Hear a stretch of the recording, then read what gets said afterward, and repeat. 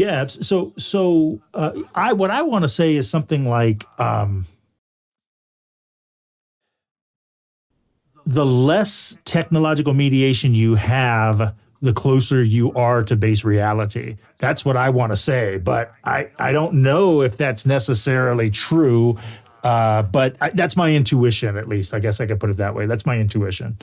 And so therefore, these newer generations that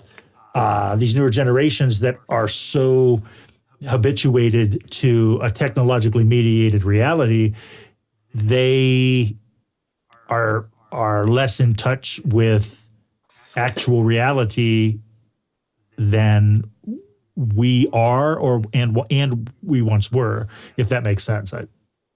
It does, man. And I actually don't remember. I'd have to go back and look at our book, which I have right here. And to the extent we don't, I'm assuming we don't because I'm not going to go back and look at it right now. Okay. I don't think the types nor the levels of resolution of simulation are exclusive. I think more than one type at the 3 levels of resolution can coexist at the same time. Okay. Given a sufficiently powerful computational architecture. Okay. Okay. Yeah. And what I think is particularly compelling about what you just said, and we do talk about this in the virtual type. Okay. Where you can instantiate a simulation inside of a simulation.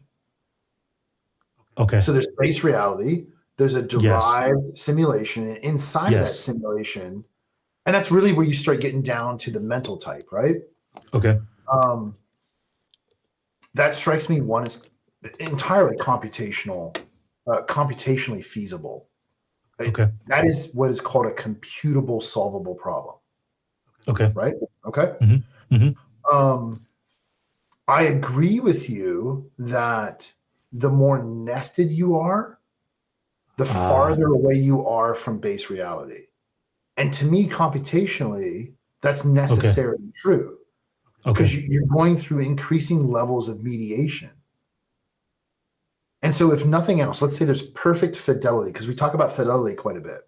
Mm-hmm. Mm-hmm. Let's say there's perfect fidelity. You're still incurring overhead in the processing, which means there's latency.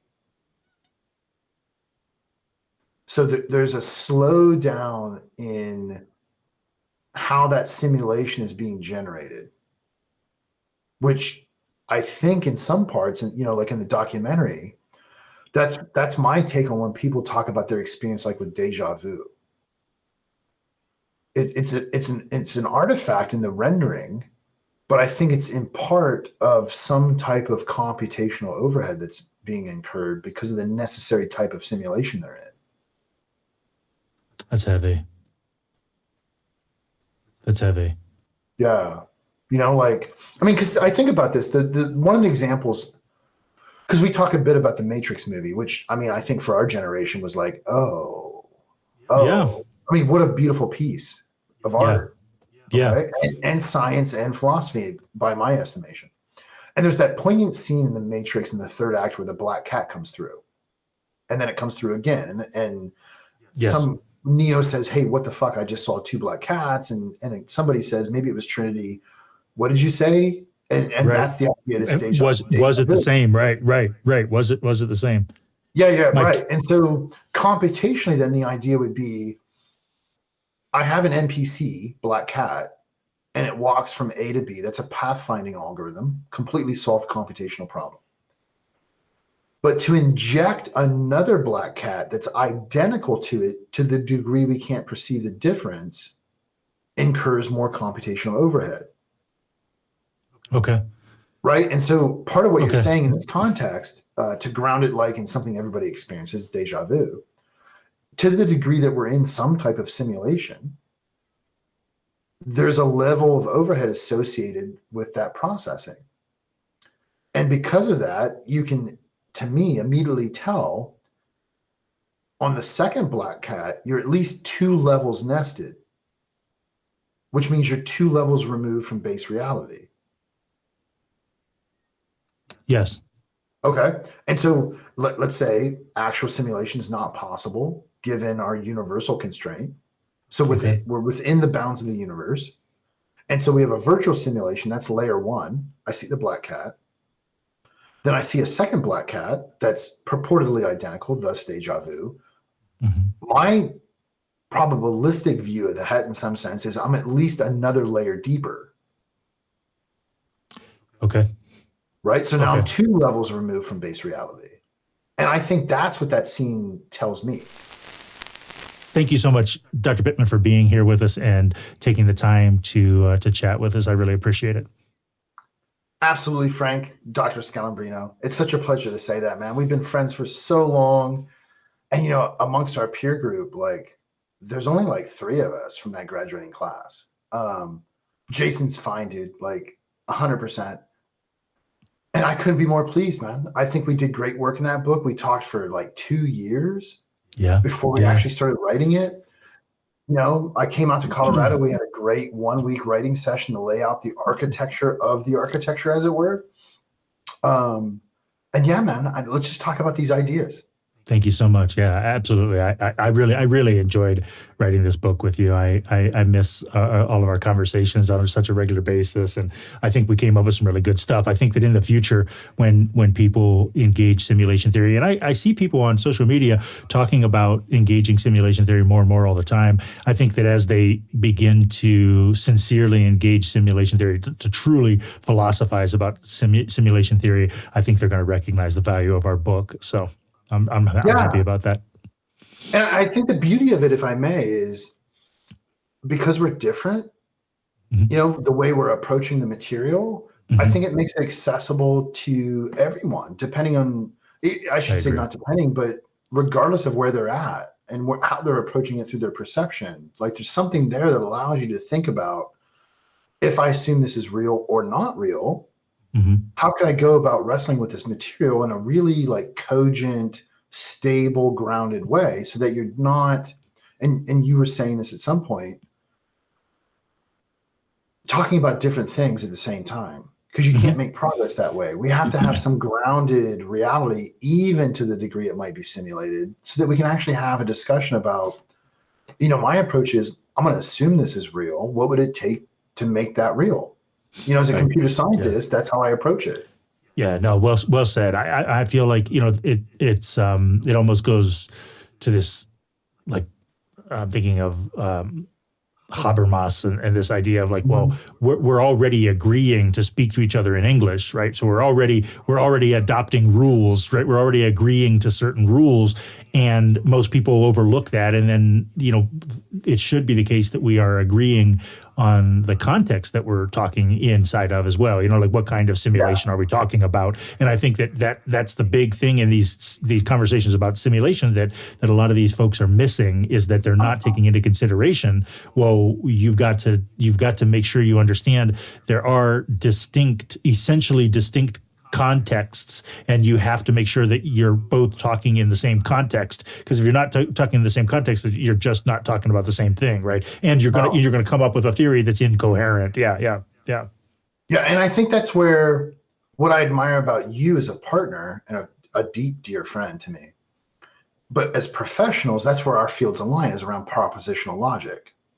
Yeah, that's true. And so that's the base structure we're deriving all of our ideas from. And they're just inherently cogent to the degree that those are the ones we allowed to be into our work. Yeah.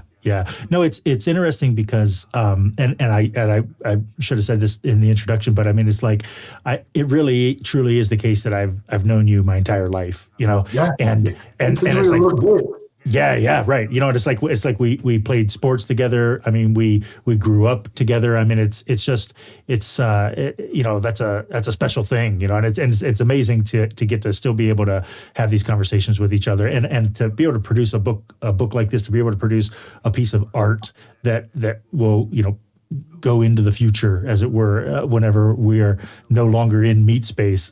I'm very happy about that. I think that's wonderful. So, well, as a potential segue, let's see where this train of thought goes. Sure. I think I said this to you at least once, if not several times, and so everybody understands. Over those 2 years that went into just generating the seed idea for this book, I mean, we talked every Friday for 2 to 4 hours. we talked a lot about various ideas that started circling the drain, as it were, around, oh, this is what we're actually talking about. And that took a lot of negotiating that framework in that common stable space. And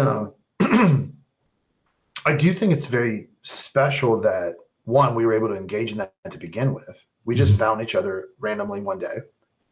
And we had this synchronicity, as it were, that led us to these conversations that evolved into, especially after both of us watched the documentary that we cite in the book, this is what we're actually talking about. And if we're going to wrestle with this in a real intellectual way, it's not about saying it is or is not. It's about what is the framework within which you can think about whether it's real or not.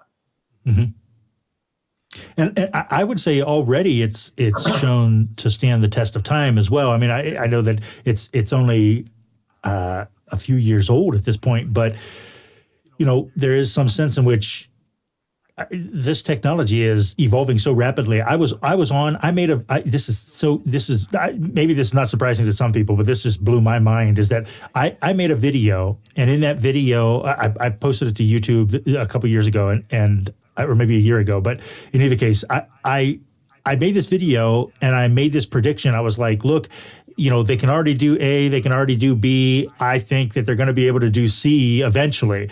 And it was within 3 weeks of me posting the video, they were already doing it. I mean, it was like, it's moving so fast, right? And now, as this idea that you can train these AI models visually, right? And I had shared with you just the other day that they are training these robots to perform surgery, and that they are training them visually, and that these robots are learning how to do things that that essentially were never explicitly taught to the robot. Like if they're stitching somebody up and they drop the needle, they're picking the needle up on their own, and these kinds of things, So anyway, it's just moving so fast. The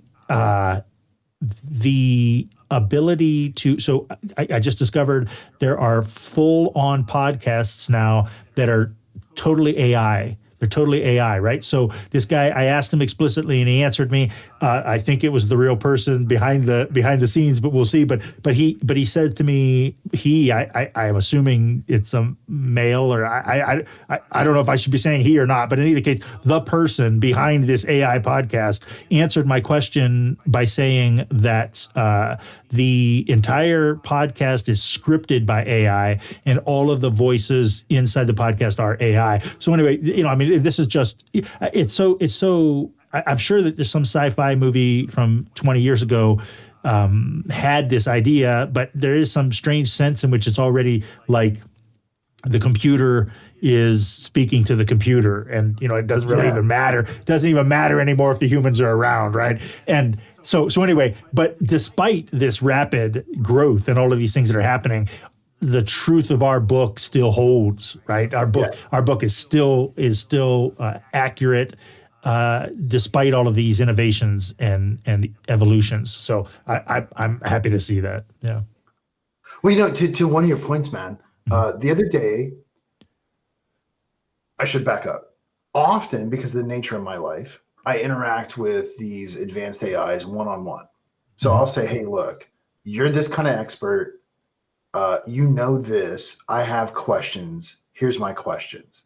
And it'll answer them. And increasingly, they're more sophisticated. It's super more advanced than it was 6 months ago. Wow. Okay. The hallucinations are almost gone. It's very powerful. Wow. And the other day, I just wondered, like, well, wait a minute. Why do I want to have a one-on-one conversation? Why don't I have a bunch of you debate amongst yourselves? And I'm just going to observe it and watch. And it can do it, man. You can do it. It can do it. You don't have to tell it you're this persona, you're this persona, you're this persona. You just rig up this abstract example of, look, this is what I want you to debate about. I want X number of you. Debate it based on your experience, and let's find out what the consensus is. Wow. Yeah. And so that starts to get into, this is a little bit of a tangent, but we're talking about like the frontier of what's available to us right now. That gets into what is called agentic AI. And so the idea is that an AI has agency. Okay. And so it's increasingly autonomous. Okay. And that's an example of it. Like, look, man, I want 5 of you to debate this question. You're a philosopher, you're a computer scientist, you're an AI engineer, whatever. And here's the question. Well, so a year ago, well, let's go 2 years ago. 2 years ago, you said to me that AIs hallucinate, and Yes. and I thought to myself, this makes no sense. Like I how on earth could this, this is a metaphor. Like what are you talking about, right? Now you say to me AIs hallucinate, and I'm like, yeah, that makes sense. Yeah. Yep. I mean, you might as well just say, if you're thirsty, here's a glass of water. I mean, it makes perfect sense now. Yeah. Right. And what I'm really saying is the current models that are available do not hallucinate. Do not. Right. Yeah. Yeah. No, now, within, I'm going to say 6 months, the problem's been more or less solved. More or less. Not perfectly, but to a degree that, okay, man, I guess you're not hallucinating anymore. Yeah. Yeah. Which is, I guess, in a sense, it's like that's why our book and the things that we talk about are so relevant, right? Because it's like, well, what are the implications of this? Like, where are the limits, right? Like, where does this stuff stop? I mean, it is. I feel like there's some movie bouncing around in the back of my head. I think that some sci-fi futurist had touched on this, but at some point, and I think your point about something has to power all of this is a great, there has to be some material condition for this.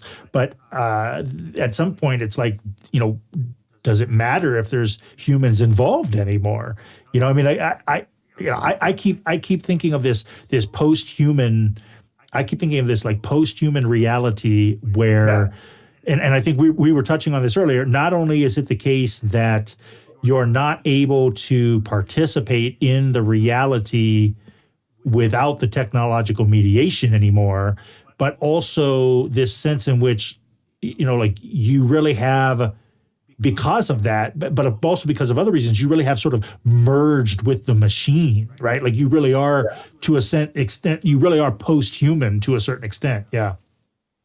Yeah, I would agree with that, Frank, because, when we started talking about this, it always struck me as, from a computational theory and a computability theory, it's obvious to me, and I'm open to being wrong here, but it's obvious to me that it's certainly possible. Now, how do you turn theory into a practical application, which is more of where I lean? Well, now it's a question of how do you scale it up? Because I need energy to power a computer to be an information processing system. Okay, well, like I can plug my computer in the wall and I got plenty of power. And that can produce a local simulation to some level of resolution. And that's part of what our framework lays out. I would concede that that's not sufficient to power the simulation that we're discussing, but it's a simulation nonetheless on some level of resolution. Okay, well, what happens when I have a Dyson sphere and I have the power of a star? What happens when I'm a type 2 Kardashev society and now I have the power of a solar system? Yeah. That's a lot of power. And now when you, in addition to that, rig up a Matryoshka brain, and I have a computer that is a star or a solar system, and it's the next solar system over, like it's not obvious. This is what I would categorically say. It's not obvious to me that it's not possible. The question becomes at what type and what level of resolution could it be true? Right. Well, and it seems as though it's certainly possible and plausible, I think, that future generations, depending upon how they conceptualize individuality, that, you could I mean, I don't know. From where I'm standing in time right now, it seems like I continue to think that it's not possible to get around supernatural forces, right? I keep thinking that, hey, no matter what kind of a tower we build, that that the gods or that God is still in charge, right? Yeah, that, Sure. that you can't, right? So that, but at the same time, depending upon how future generations conceptualize individuality, it may, and I think that, ultimately, not to segue into any kind of existentialism, but I think ultimately it's gonna depend upon how they handle death. It's gonna depend on how they conceptualize death.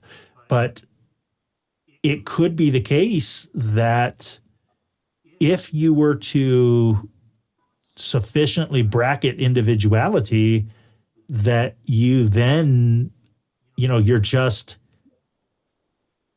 it's like you were saying earlier, it's like the simulation becomes the simulation becomes maybe I'm okay, so I'll put it like this. The simulation becomes the base reality, and the meat is just something that you feed into the virtual machine. Yeah. Well, and I think another way to go about approaching that, I agree with you. Another way to go about approach the thinking of that in the context of NPCs, for instance, is, like the documentary that informed some of our thinking refers to NPCs as not just an abstraction, but that they're interchangeable, meaning one NPC is just another NPC. And so maybe they have a different color shirt on, but that's just a programming trick. They're all, let's say, in this architecture on the same level. It's not obvious to me that has to be true.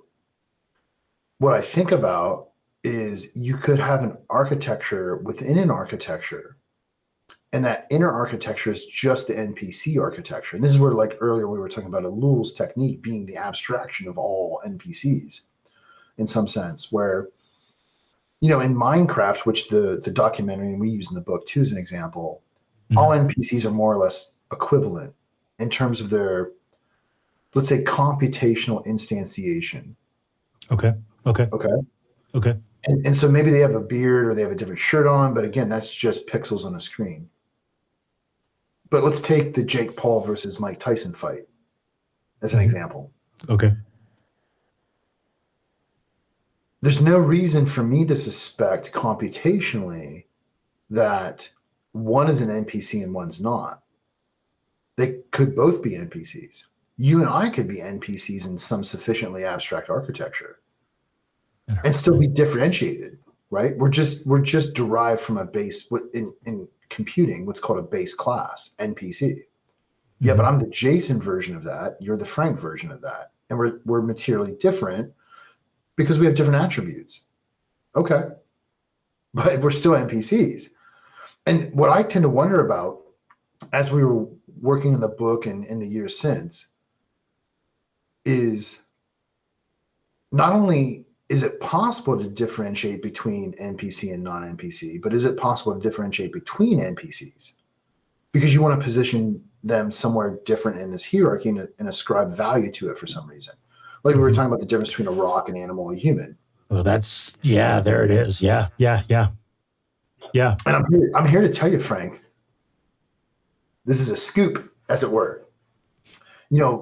8 months ago, when I first started talking about this idea of how to test an NPC to try and determine if it's an NPC, it's just no longer valid, as far as I can tell. That's how fast AI has evolved. And so originally my idea was to engage in a dialogue, and it essentially centered around two factors: memories and time within the memory.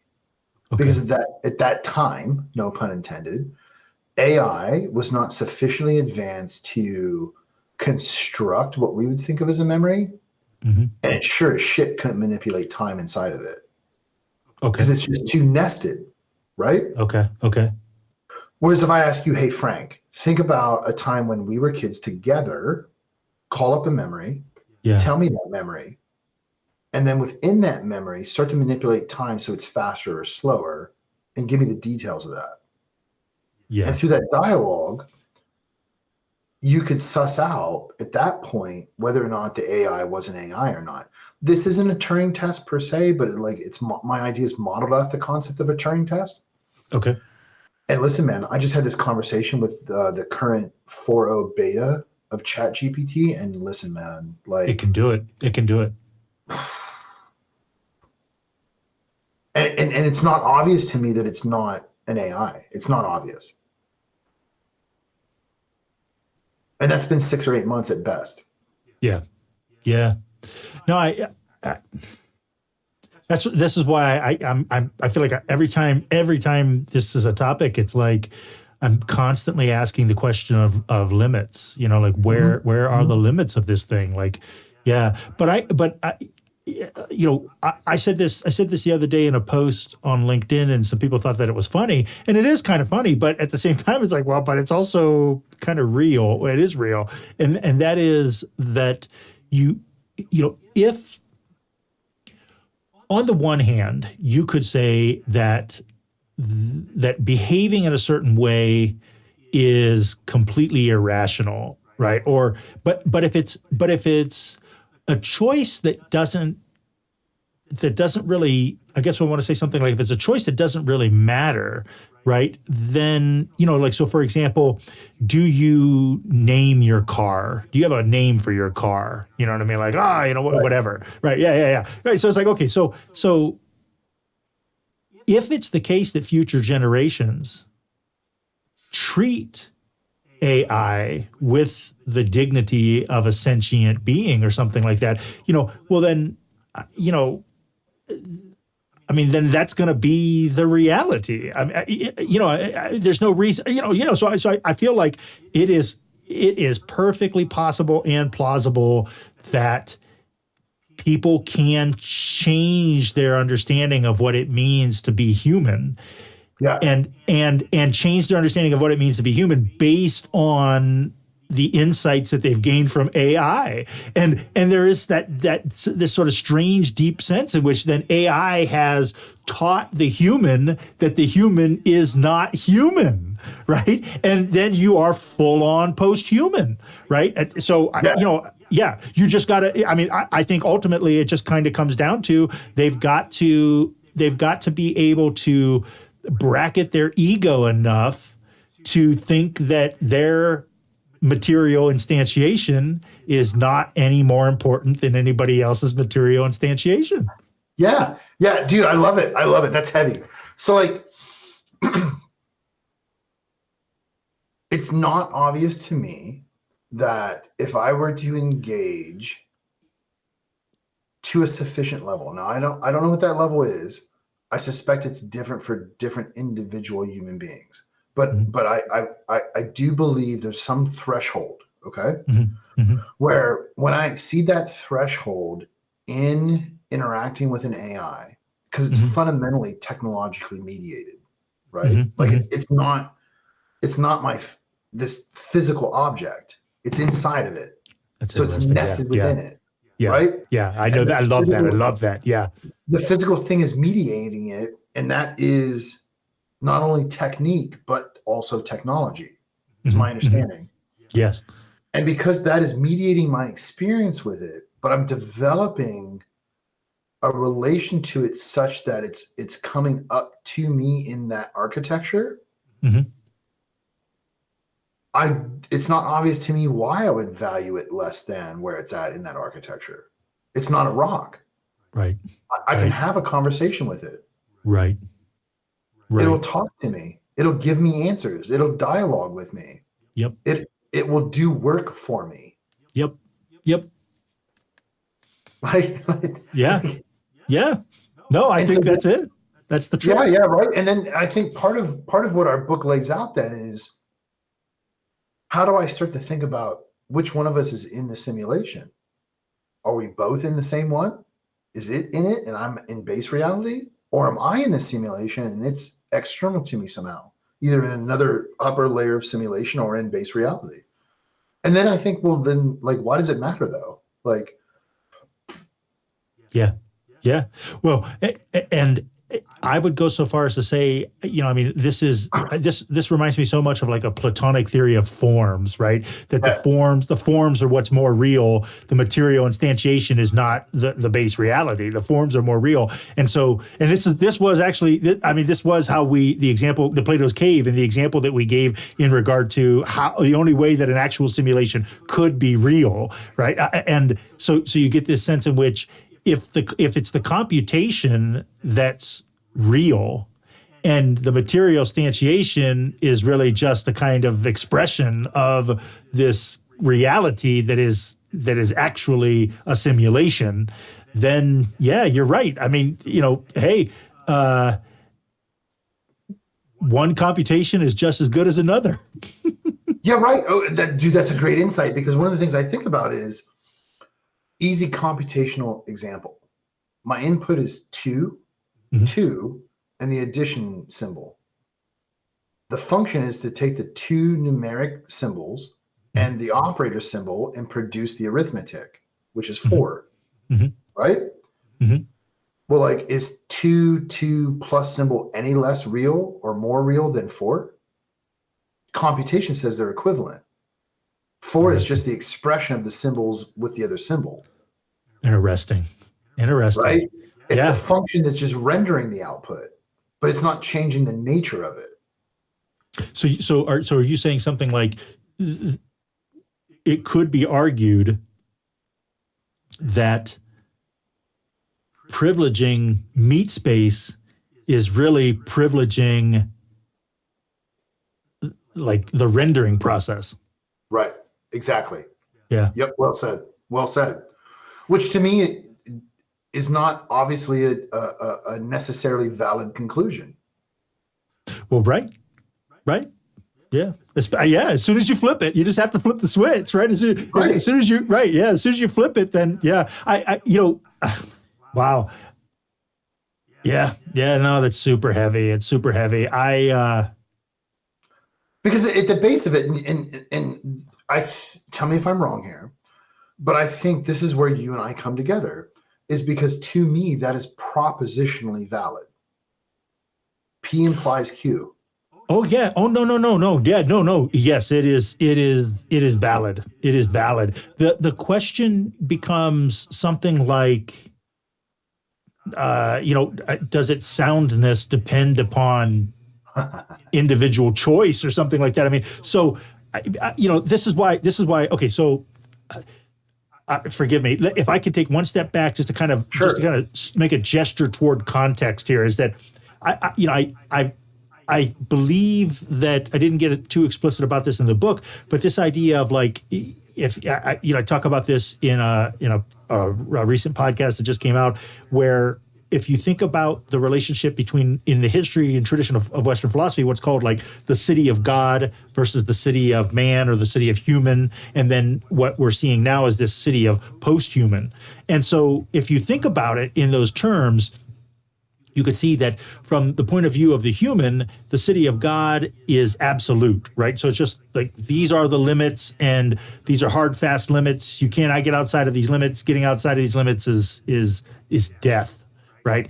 And so therefore, individuals living in the city of God have a vested interest in privileging meat space, because how they interact with meat space then has this implication in regard to eternity.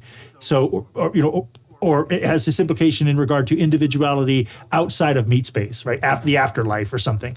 So then you get into the city of man, and you see this. It's more relative. So you get this sense in which it's like, well, sure, there may be these absolute limits, but there's a lot of limits within those absolute limits that are just relative, right? And so therefore, if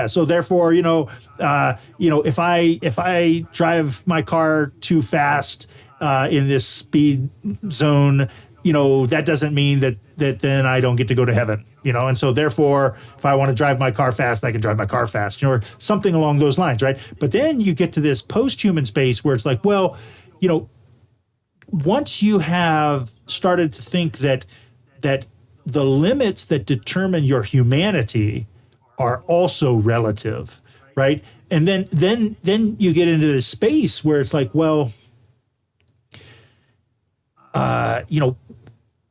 does it change reality whether I'm alive or whether I'm dead, right? Yeah. And right. And as soon as you accept that it doesn't, well then, meat space is just one more expression of the computation. Yes. And this is why, I agree with you from a computational perspective, because we know, just look at our AI systems, given the constraints in the universe on computation fundamentally in all of its current forms, we don't have another form, is discrete. It's binary. It's zeros and ones. No matter what you do, no matter what tricks you paint, it's a discrete deterministic system. However, within that determinism, because of its infinity, just think about the set of integers, right? It's infinite. We can instantiate a non-deterministic system. It's heavy. Right? Yeah. And I think that's the beauty of the logic we lay out across all the types and levels of resolution of potential simulation is, despite base reality fundamentally, as far as we can tell, assuming we're in base reality right now, the universe is computationally discrete, we can instantiate non-deterministic systems. It's just because of the scope of what infinity represents. Interesting.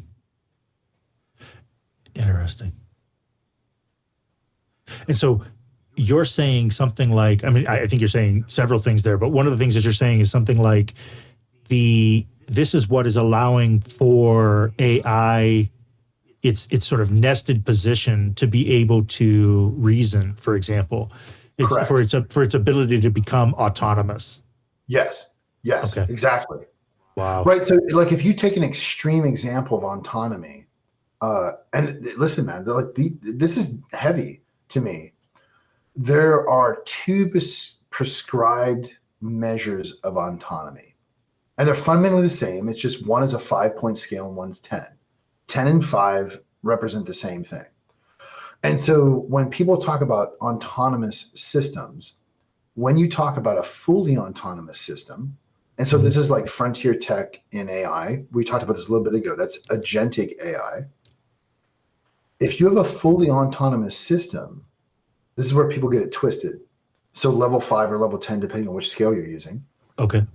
A human cannot intervene. If a system is truly autonomous to level 5 or level 10, a human cannot intervene in its behaviors. So you mean to say, it can't interrupt or influence necessarily, but it could wage war against it, right? But it couldn't. I guess what I'm trying to say is that. So help me understand this. So Sure. You're saying something like the human being can't intervene, so it's so autonomous that it can choose to not allow the human to override it.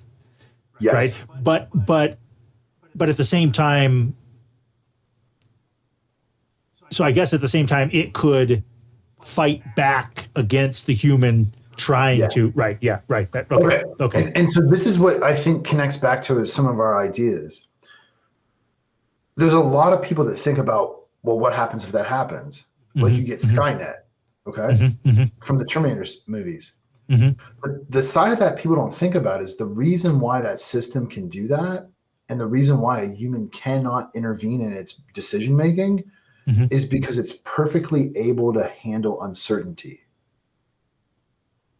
Interesting. Can you tell me some more about that? That's great. So let's go to the opposite side of the scale. Okay. A level 1 autonomous system is essentially a remote controlled robot. There's a human controlling it step by step, decision by decision. Okay. And so as you go up the scale towards 5 or 10, depending on which one you're on, right? They all start at 1. What you're doing is you're removing the human intervention in decision-making and behavior. Okay. And the system is able to make decisions autonomously in wider fields of uncertainty. And so if I say, hey, I have a Tesla that has full self-driving. If that were truly autonomous, one, I could not stop it. As the operator, I could not intervene in anything it's doing. Oh, I'm just right. Which is my understanding of these taxis don't have pedals. They don't have pedals, and they don't have steering wheels. Yeah, right. Right. Okay. What makes that difficult to implement, which is the problem like Tesla's hit as a company, is in order to do that, the system has to handle, I mean, in some literal sense, all possible conditions. Well, I mean, think about, let alone the constraint of the universe, which seems to be the computational constraint. Think about that in a localized context. You're driving up Highway 77 to Cleveland. Dude, there's a lot of chaos, right? Especially around Akron. Yeah. There's cars, there's debris. Maybe it's winter and there's snow and it's reflecting your headlights. So you don't see the different speed sign, whatever, right? Oh, that's fascinating. Yeah. That's a lot of uncertainty that you can't program that into a system because it won't scale. It won't be able to operate computationally. There's too much overhead. And so the system has to make autonomous decisions. The more decisions a system can make in a bigger field of uncertainty, the more autonomous it is. Mm-hmm. The more autonomous it gets, the less human interaction it needs. Mm-hmm. And then at that extreme, back to where we started, when it's fully autonomous, it can handle perfect uncertainty, and the human cannot intervene. There is no power off button. There's no pulling the plug. Yeah. No, so again, this is one of these things where it's like, 2 years ago, I am shocked to hear myself saying this stuff, but it's like 2 years ago, you say this stuff to me and I'm like, yeah, that's Hollywood. It's a movie. That's not reality. And now I'm like, that makes perfect sense. We can see it. We can see it happening. We can see it coming. Yeah. I mean, because it's just a matter of how much time you've spent training the model, right? I mean, yeah, in some sense. Once it right. I mean, look, if the AI is capable of learning visually, and if the AI is capable of figuring things out that you're not even trying to teach it, then why would we think that the AI wouldn't recognize at some point that we are the ones training it? Right. Yeah. Well, right, because you tell me what we're you think a data set. Yeah. Yeah. No. Well said, dude. Yeah, I like that. So tell me what you think about this from a philosophical perspective, because to me, computationally, in the sense of like a computational theory, mm-hmm. reasoning is the ability to take one example and extrapolate it to another example. Okay. Okay. Yeah. Okay. So yeah. Go ahead. No. So, this is. I think that this is a great question. I should try to put some sort of long form response together for you in regard to this. But the thing that I tend to think of this along two lines, right? And I'm just operating from memory here. I didn't prepare anything for this question, but I tend to think of reasoning in terms of conditional judgments. I tend to think of it in terms of if-then statements, right? The ability. And so therefore, I mean, already, if that is a sort of basic building block of the reasoning process, then there's a sense in which, programming is already already reasoning to a lesser degree, right? Yeah. So I tend to think that, and then I want to say something like, well, I think of rationality as just the ability to determine ratios, and I think that, I mean, as soon as you're able to lay a grid on meat space and then get angles and get distances, then you've already got ratios. And so if you can do that, and you can plug that into if-then statements, then I think you've got some form of reasoning. Yeah. Well, I'll tell you, man, your intuition is computationally correct, because all a reasoning system requires is three things. Mm-hmm. And one is a map of the current world state, whatever that is that the system's operating in, okay? And the way we represent that is with graphs. They're knowledge graphs. Okay. Here's my snapshot of the state of the world. Yeah. Then I need two things to think about that to reach a decision. I need rules and I need facts. So here's the facts of the world as it's represented in the graph. And I need essentially symbolic, propositional, and predicate logic to reason or make decisions about the state of the world given those facts. That's what's called a neurosymbolic AI. I mean, what I'm hearing is something like context, structure, and instantiation. Yep, spot on. Yeah. And we have those systems. They're called neurosymbolic AIs. Yeah. Yeah, I don't doubt it. 2 years ago, I it didn't exist. Yeah, 2 years ago, I may have been like, I don't know about this, but now I'm just like, no, we're gonna hit the limit. We're gonna hit the limit. Yep. And with those systems, just so you know, with those systems, let me think about how to say this. Within a part of the world I exist in, the only thing that prevents those systems from being fully autonomous is a human decision to not allow them to be fully autonomous. Right. I believe that. Yes. Yep. Yeah, I believe that. Otherwise, they're fully capable of it. They can operate in perfect uncertainty. So it's fascinating to me. We see this with Google's AI, and I think this has been a big point of contention between Grok versus Gemini and these sorts of things, right? But I admittedly, GPT is the one I know the least about, but there has been, it seems like, some kind of movement to try to factor in like emotional intelligence into these AIs. And,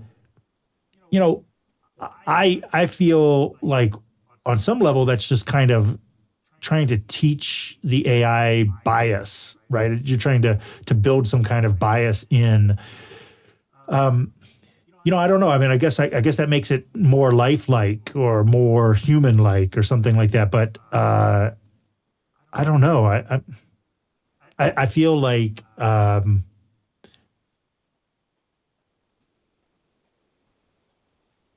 like I would prefer an AI that is autonomous and is not arbitrarily limited by biases that have been sort of pushed on it by. I mean, what are your thoughts on that? Yeah, and so I'll give you a discrete example, like in the context of NPCs. So not too long after we finished the book, you and I started talking about NPCs because they featured a lot in the documentary and all that, right? And I rigged up that idea on how to test them and so forth and so on. And a lot of that computationally or programmatically is informed by video games. Okay. Right. Yeah. The best example from the documentary was Minecraft. We used that in the book a little bit. And that was very rudimentary AI compared to what we have now. And so the cutting edge of research and constructing video game NPCs almost entirely has them linked up to something like ChatGPT. Yeah. Okay. Right? Okay. I'm with you. Yeah.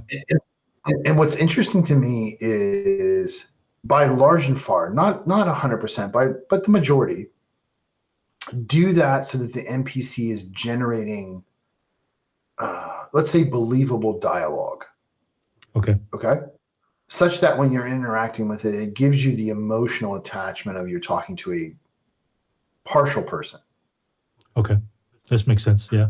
I think where some of that architecture right now has a gap is the technology isn't harnessing the reasoning capabilities of like frontier AI, like neurosymbolic or agentic, such that the NPC truly behaves like what you would expect a person to behave. It's not just the dialogue, it's how it exists in that simulation.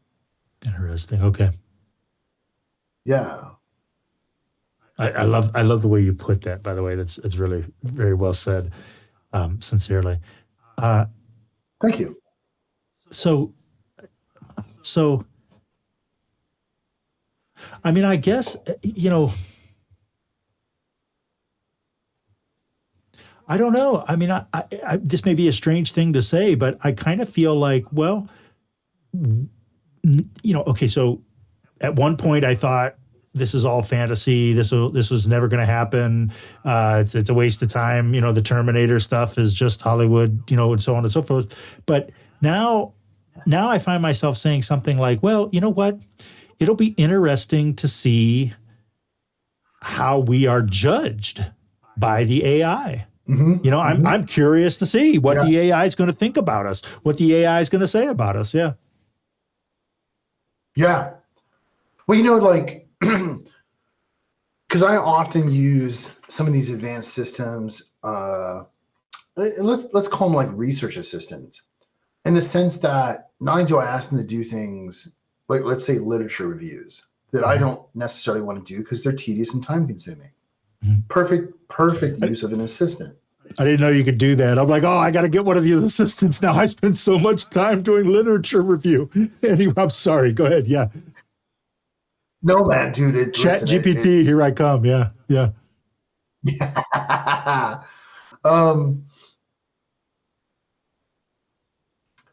But they're augmentative. They're to me, in my thinking, they're a little more than what I would necessarily think. Like, let's say I'm running a lab, like I have, and I have an undergrad, right?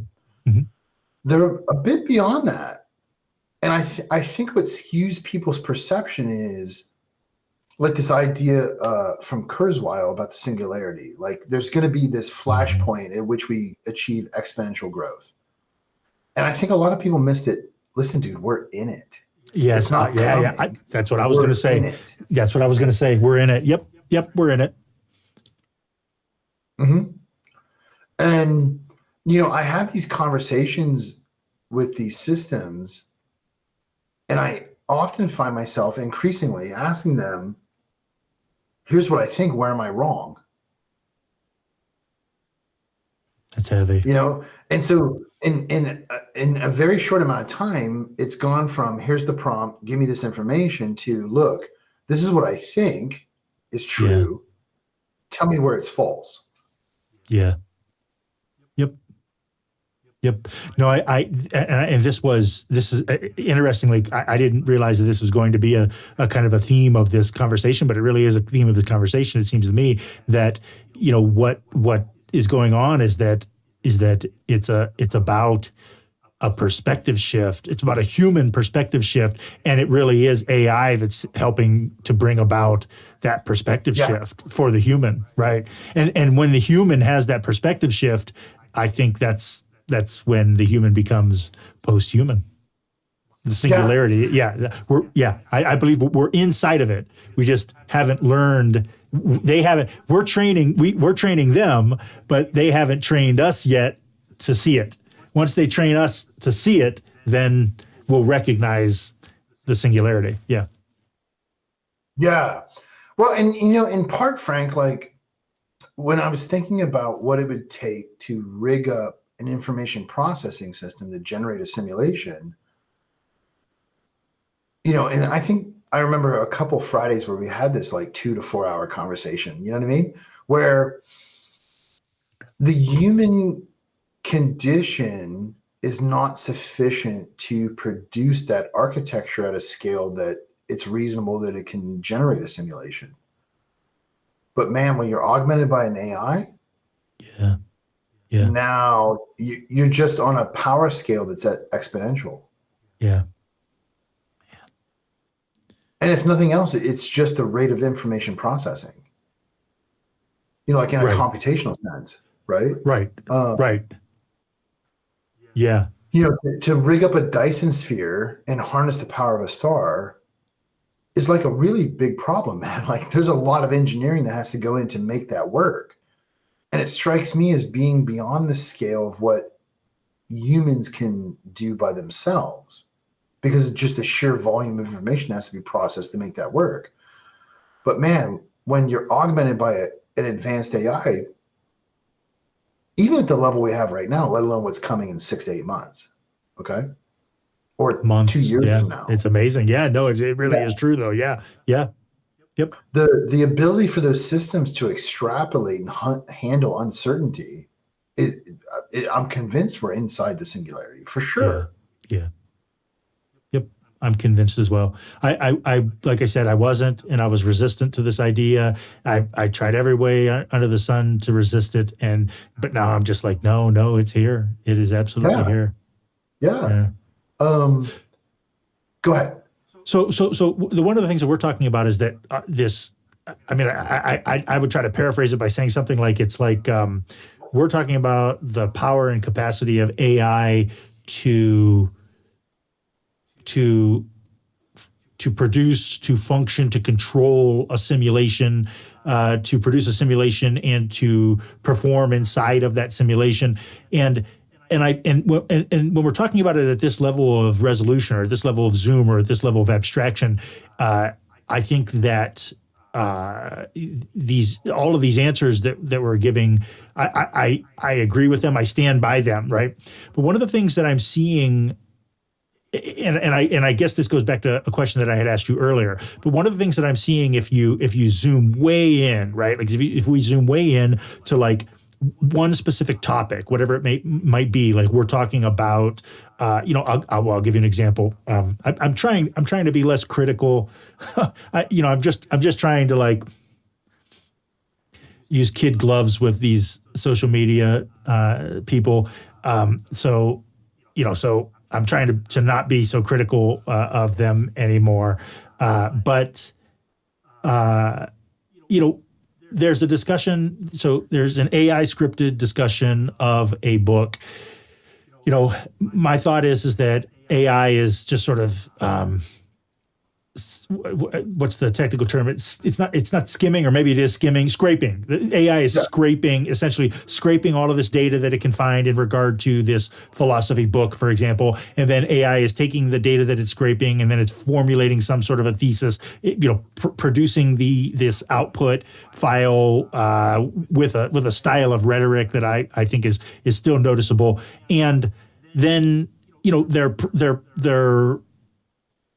putting this out, sharing this globally, so that then you can see, in essence, what is the best of, or at least I see, and this is the point of contention. I don't know that it's the best. I think it's the most popular, or it is what is been privileged the most to give it enough weight so that AI would scrape it, right? And I think that at some point that's a mistake, right? So at some point, what we're going to have to understand is that if you're going to train a model, you don't train. We've laid the foundation for this. If you don't want the model to hallucinate, right? Even if the model does not believe it's hallucinating, it is a subset of hallucinating. Then you're going to have to train the model with, as you had said earlier, with facts. You're going to have to train the model with accurate information. And I feel as though what's still happening at these localized levels is that, so for example, I'm certain that these AIs are scraping the Stanford Encyclopedia of Philosophy. I'm certain that these AIs are scraping Wikipedia. I'm certain that these AIs are scraping all of these platforms, and the platforms have been democratized. Are already been democratized. And so anyway, long story short, I feel like they are still operating with principles that are contributing to and facilitating the AI hallucinating. They're not. Yeah. And I think that's human error. That's a human error. And what's so odd about that is that it's the democratization process of the technology that is, in my opinion, producing that human error. Like they need, you can't feed.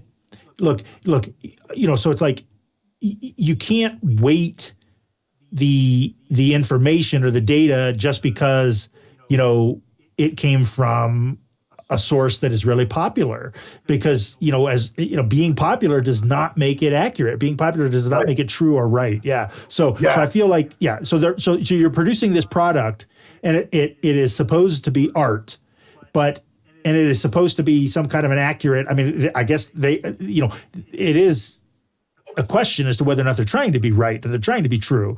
But it seems like they are trying to be true. Like it's not rap or word salad or something like that, right? Like they're trying to accurately depict a philosophy text, and they're not doing it. They're falling radically short of depicting these philosophy texts. They're coming up with these answers. They're saying, like, for example, this is what Nietzsche means by this, and it's just like, that is not what Nietzsche meant by that.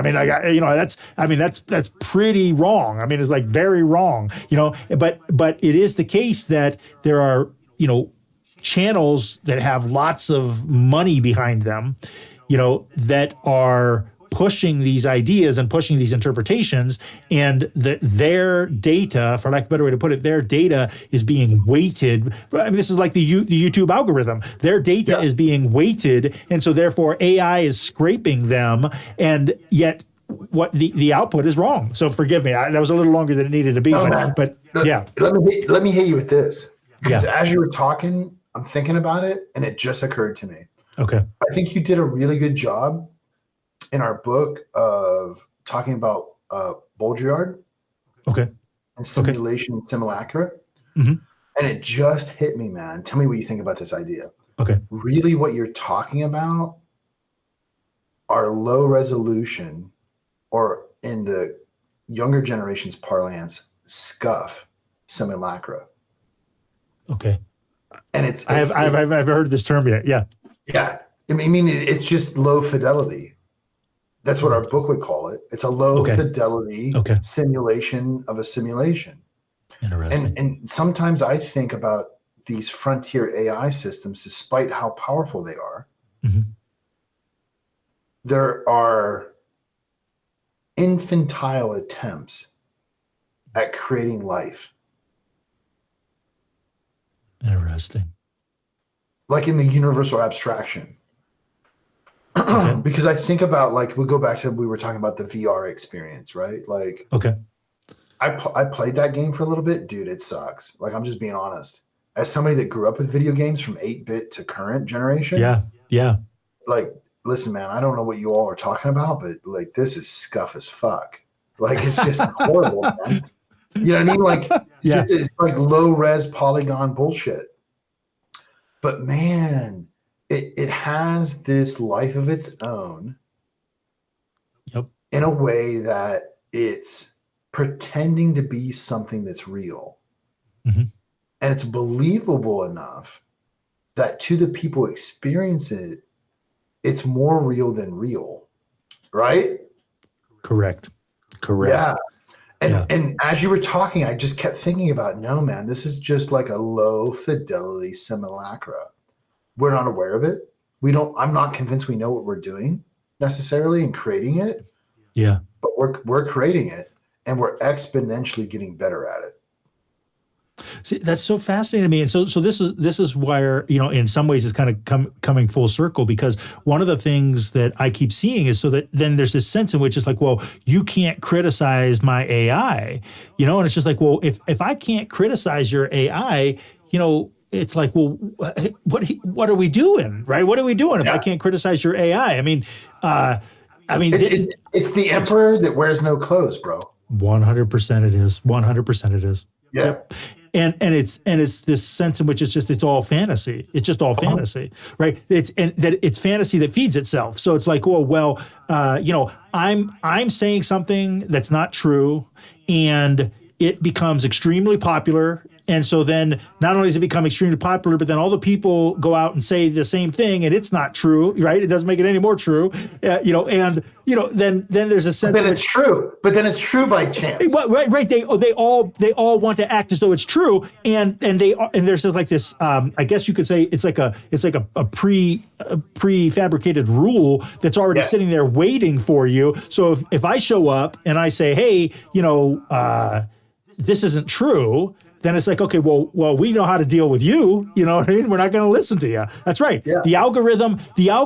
Look, so it's like, hey, you know, I mean, this is my understanding of how, for example, YouTube works, and maybe it'll be different after the antitrust stuff comes in. But my understanding is that you know, it's like Google will take, based on some of your tags and stuff, Google will take your content and they will show it to the people who like that content, right? And if those people don't like that content, then that supposedly teaches, right, trains the Google algorithm that your content is not good content, right? And so, well, there it is. You know, so it's like, okay, well, they're believing this lie. They want to perpetuate this lie. They are, you know, they're engaged in this fantasy, and there's all kinds of psychological terms, I'm sure, to describe this, but in essence, they have sort of sealed themselves in, right? They've sort of sealed themselves into this simulation, And that's the worst, in my opinion, that's the worst kind of simulation, right? Because it's like, it's a mental simulation in a sense. It is a mental simulation. That's interesting. It is. And I think that connects back to that part of the book where you talk about Plato's cave, right? And that's really what the Matrix started to ideate on, is when you're in this simulation, it's reality. You don't know that you're in a simulation. That's interesting. And so despite it being fantastical as an external observer, let's say we're in base reality. Yeah. Inside the simulation, that is reality. It's just as real. It's interesting. Yep. Right? Because this is one of the things I've increasingly thought about, and the field is starting to advance this way with AI as they become more powerful, is what if this thing fucking lies to you? That's great. That's great. It's great. Right? And if it's lying to you, that implies that it has a concept of not lying. And yeah. Right. And so, like, in the context of the simulation, I think we clearly lay out how to handle this, in my estimation. Because one of the things that got slippery to me as I was writing my parts was, if I were in a simulation and somehow I figured out how to ask the question, am I in a simulation?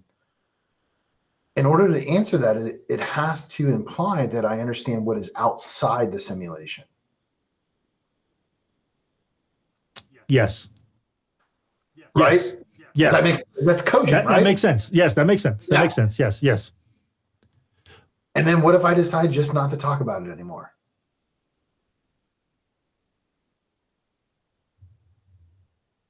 Right? And listen, this is a serious stream of research.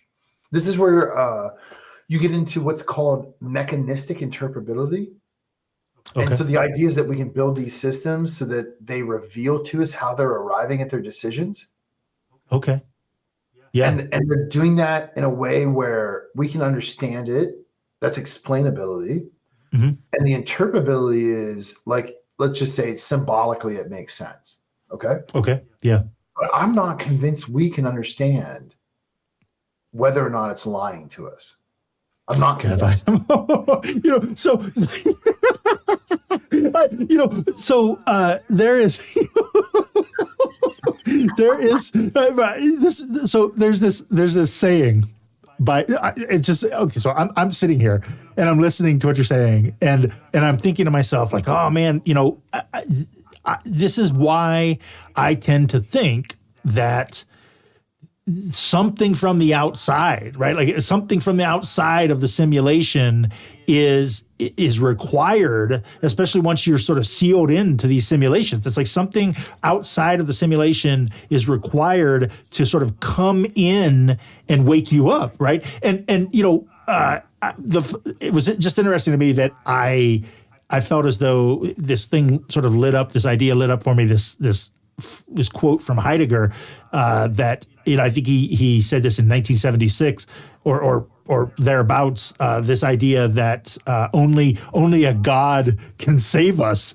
Like now, it's the case that only a God can save us, and I think that it's fascinating because there is I had never seen that quote in that light, so to speak, but I think that that's true. I mean, there is some sense in which it's like something from outside of the system, which is odd because then you got this like Neo was looking for Morpheus, but Morpheus was actually looking for Neo.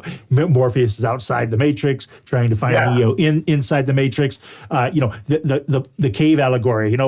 Plato never explains how a prisoner gets set free, right? And there it is, right? That there has to be something. There's some mechanism, whether it be fate, whether it be there's some mechanism that's relating to outside the system that is beyond our comprehension. I don't know. I don't believe that AI can tell us what that is, but I believe that it is there. I believe that it is real. Listen, man, we had a couple conversations about this a long time ago, but I'm glad we're touching on this now. This is a tangent, so whatever, right? It strikes me that one, I agree with you, AI, in my estimation, likely will never be capable of this. And that is, in order to understand what is outside and actually get there, requires a realization of divinity. Yeah. Yep. I believe that's true. Yeah, there it is, man. There it is. Yeah. And that is it. When you become fully integrated into the external, and I'm speaking in a computational sense, okay? Okay. When you become fully aware of the relation between those sets, such that you can understand the intermediary function, to me, that is divinity. Interesting. And if that, in changing the semantics slightly at the danger of confusing terms, when Neo takes the pill and he transcends the Matrix, I mean, that is why he's a Christ avatar to me. Yeah, right? interesting. Interesting. He's the son of God that became man so that man could become God. Interesting. Yeah. That's a computational function. That pill is an input that produces a determined output. That's why it's red or blue. Wow. That just hit me, dude. But man, absolutely, sincerely, I believe it. That's what that symbolically represents, I think. Yeah. So I guess, pulling this together with some of the things that we had said earlier. So I guess there's some sense in which,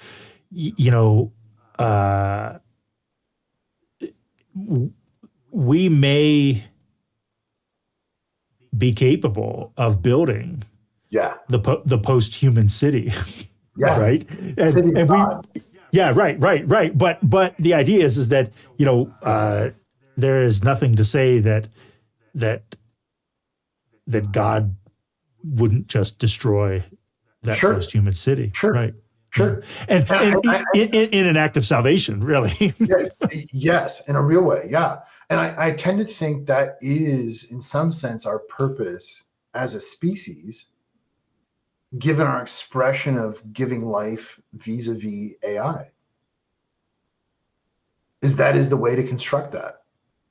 Now, whether or not we can learn how to inhabit it and then sustain it. Yeah. Well, I mean, not to like really go off on a tangent, but like we've been told that story. We understand what happens when you deviate from the constraints biblically. Well, right. Yeah. Yeah. I mean, your chance at divinity is squashed. That's super heavy. Well, yeah, no, that's super heavy. Yeah. I guess I want to say something like, man, it's super heavy.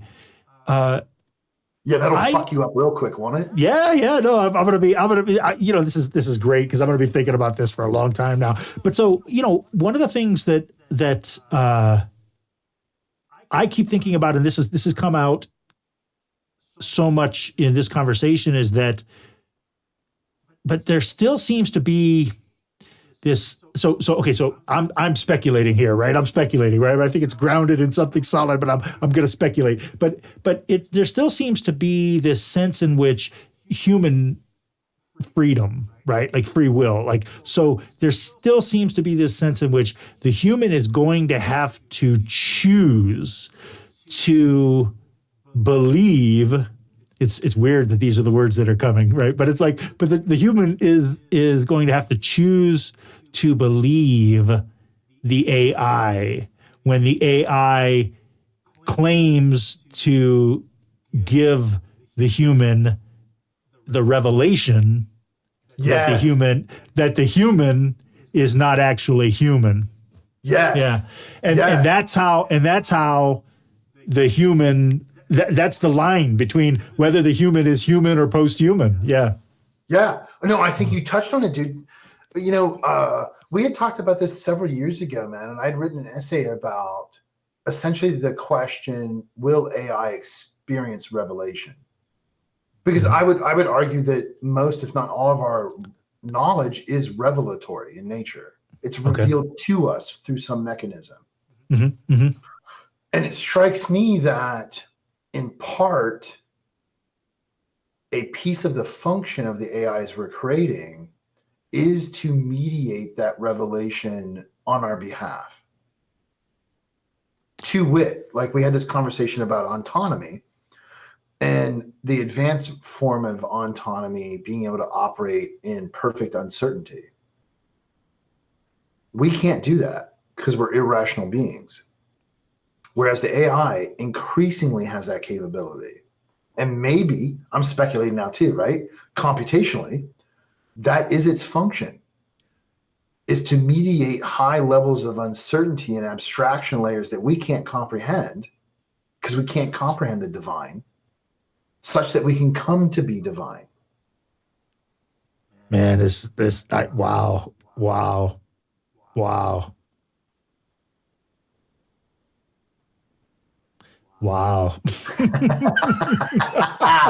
I don't think the meat can sustain it. I don't think the meat can sustain it, right? So something's going to have to happen, and I don't know.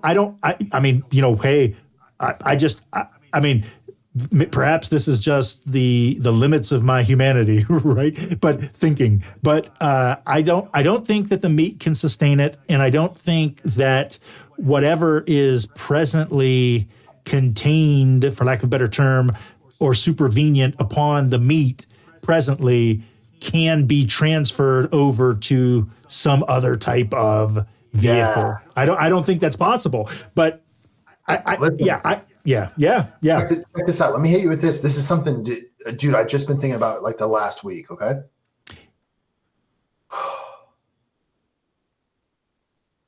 Enoch in the Bible becomes Metatron. Metatron is the voice of God, and he's the intermediary because we can't, as mortals, hear the name of God. Otherwise, we just explode. Okay. What if what we're creating is Enoch? Sure. Okay. So So I appreciate this. I think that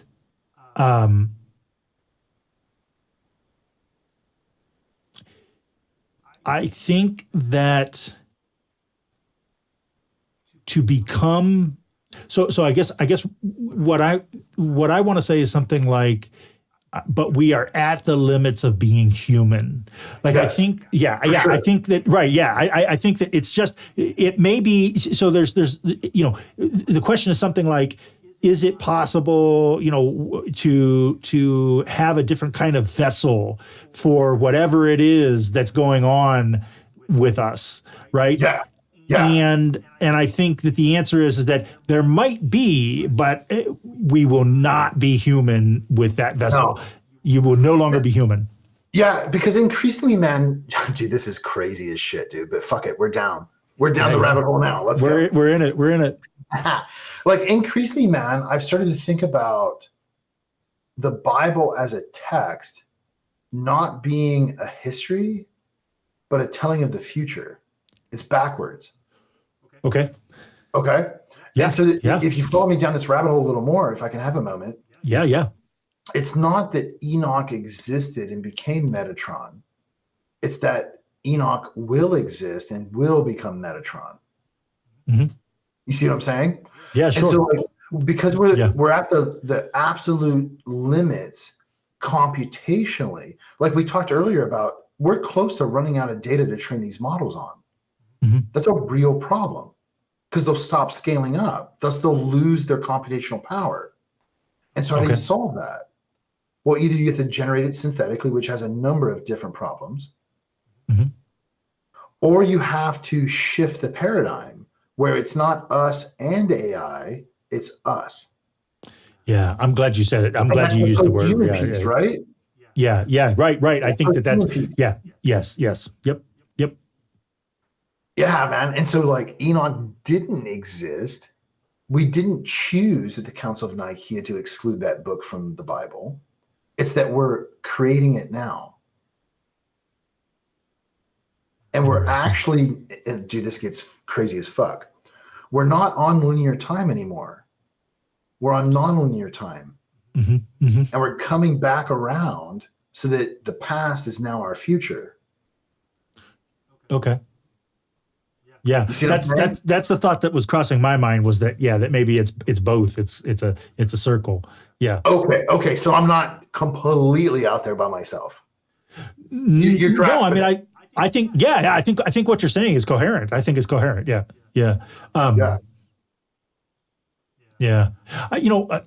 It's just fascinating because I guess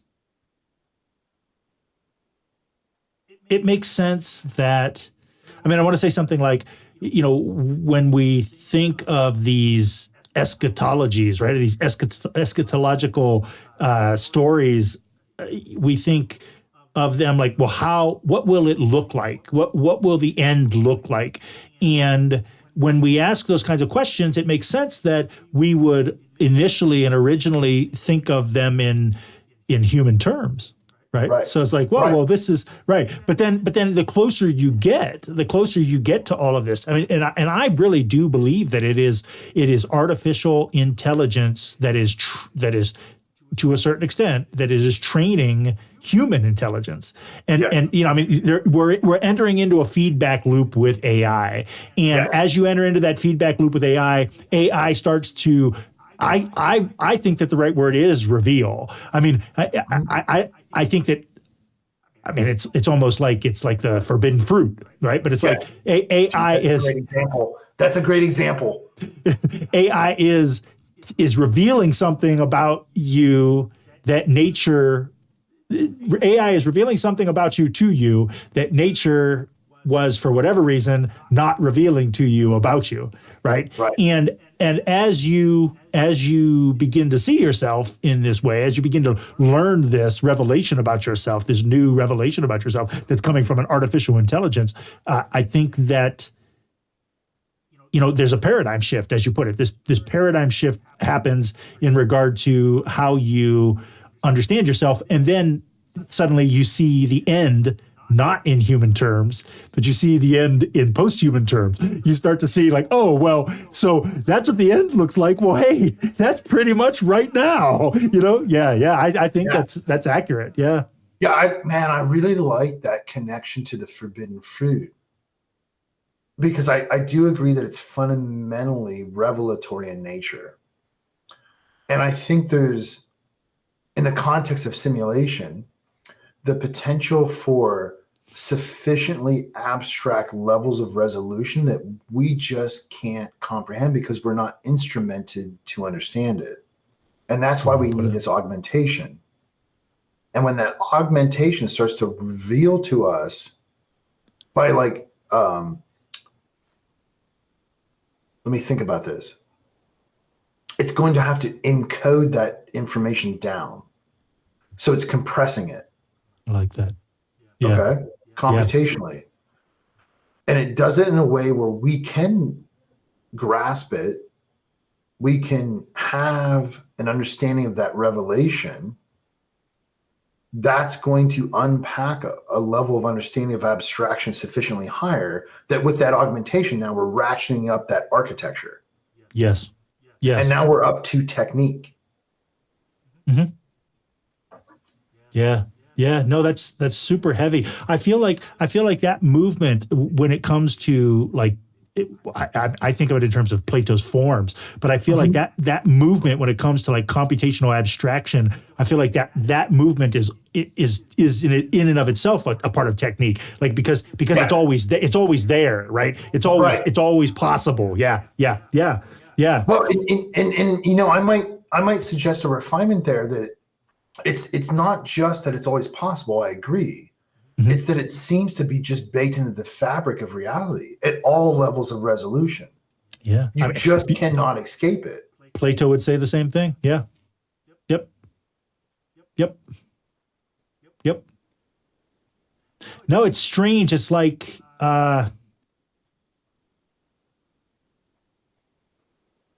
it's like teaching the animal to not be afraid that the animal is really just a shadow of the virtual machine.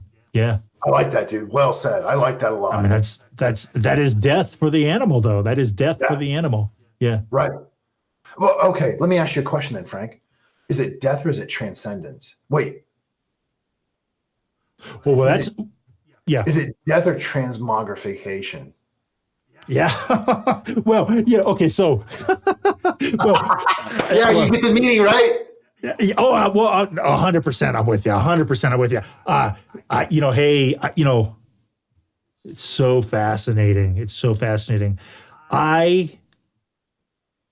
And they're all functions. So sorry to interrupt your train of thought. Yeah. No. It is not obvious to me that those are not computational functions. Because you have an input, you're producing an output.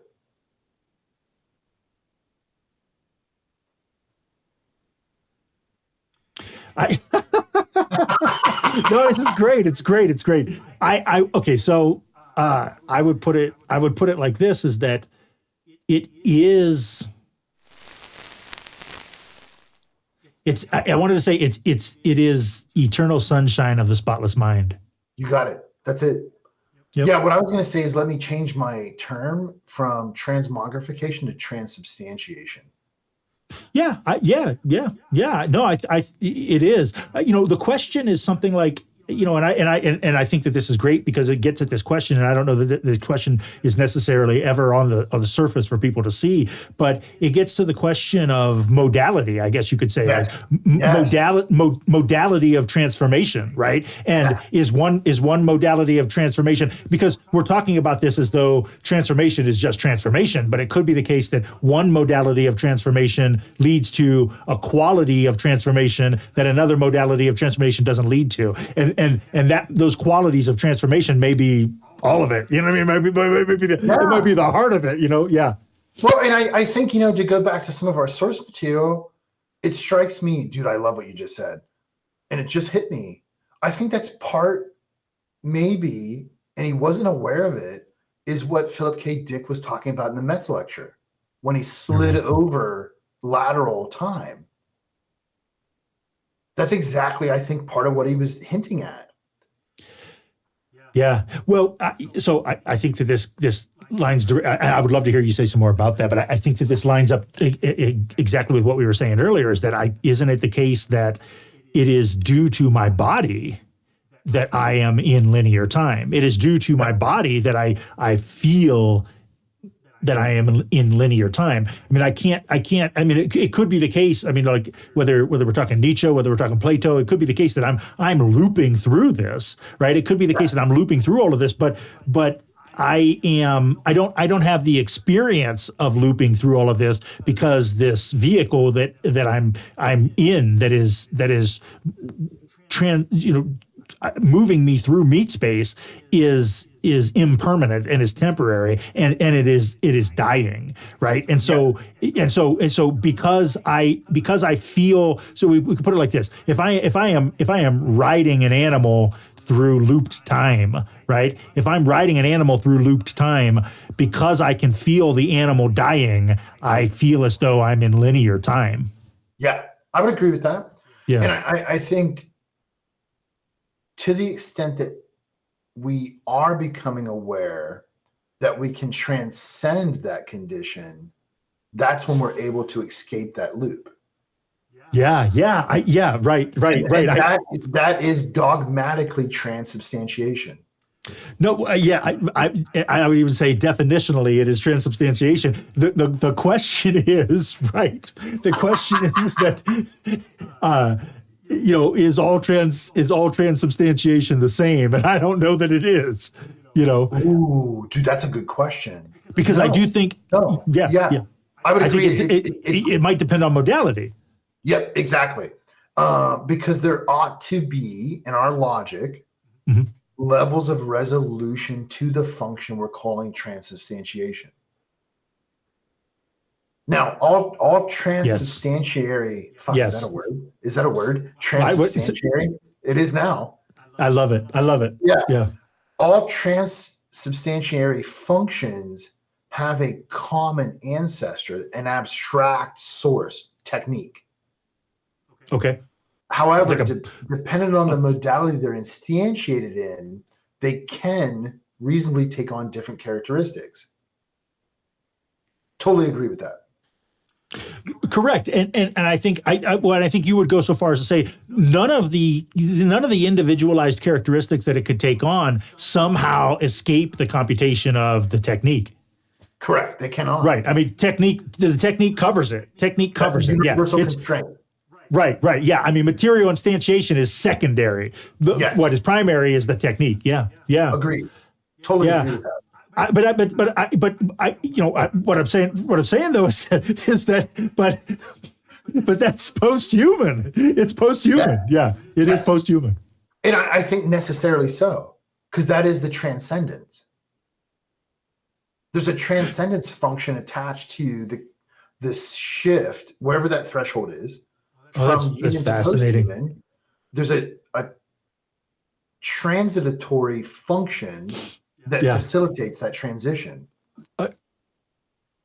That's awesome. Yeah. No. Listen, brother. I think that you have laid this thing bare. I mean, I think that you're rock solid. I think the lights are fully on, man. Yes, we can see it.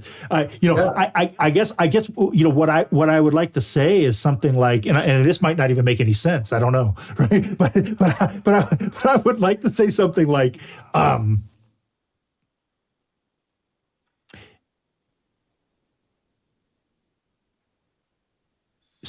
I want to invoke this idea of spirit, right? I want to say something like,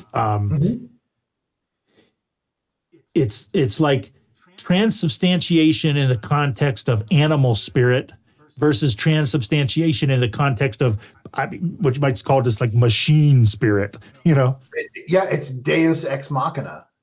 Well said. Yeah. That's exactly what that is, dude. I'm on board with you 100%. Yeah, but the Deus is the machina.